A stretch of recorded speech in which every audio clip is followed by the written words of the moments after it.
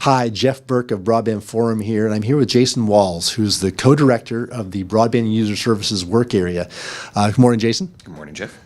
We're here to talk to you, Jason, today about Broadband User Services Work Area and really what it is. Can you give us a quick explanation? Well, so, the different groups in the forum focus on different aspects, and we try to take the view of the end user and what sorts of things need to be in place in order to make sure that they get the best broadband experience possible. Fantastic. Well, what are some of the hot topics that are going on both in this meeting here in Glasgow as well as what's coming up in 2019? Well, one of the biggest, most timely things, I think, is all of our work in Wi-Fi, especially in Wi-Fi mesh. And that's a really, really big pain point for service providers right now. And you can sort of see with all of the different solutions that are coming out. So we're really trying to focus on making a standardized solution, not just for the ability to monitor and control those kind of things, but also have kind of an actual standard protocol for doing those things too.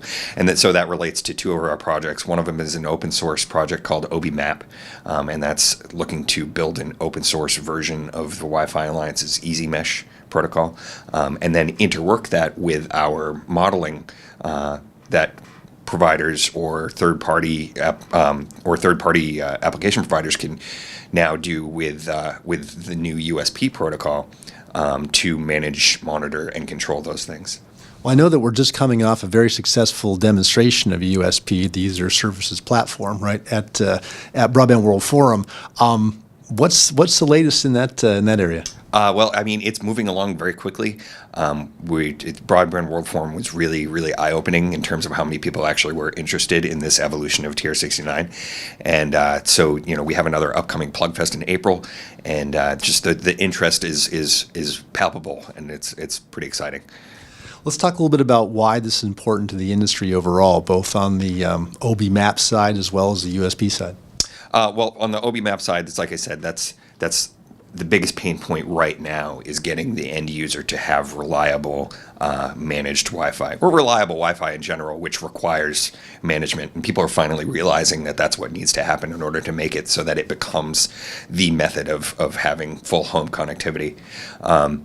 And then on the USP side of things, that we've brought it forward to the point where the kinds of devices that are out there and the explosion of the number of devices that are out there is something that still needs to be managed, and it's something that TR69 was sort of reaching the limits on. And so we built USP to address that, and it's really nice that it kind of dovetails with this first use case of whole home Wi-Fi. It's kind of a perfect storm, if you will, of everything that needs to come to place so that providers can manage those networks. I meant to congratulate you and your group in particular on the 1 billionth broadband installation enabled by TR69 that we announced earlier. I guess it was late in 2018. Now as we go into 2019, we're now looking at enhancing those existing billion plus adding the next billion on. What are the plans for 2019 in the bus work area? Well, so for USP, it's going to be, because we're really trying to expand into so many new markets and allowing everybody to sort of realize the promise of being able to do this management and control.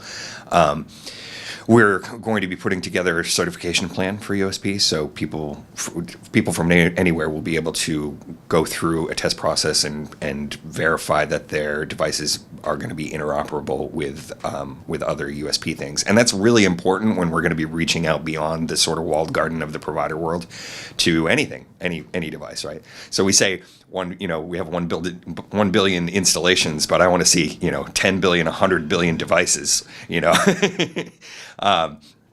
So there's that, and then we're going to be looking into actually building data models for IoT.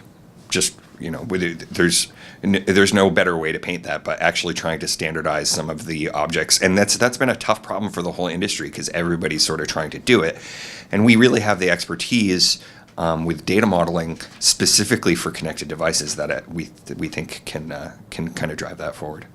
I imagine that this is one area where there's going to be a lot of the potential of a lot of new incoming interests in both USP and the OBMAP area.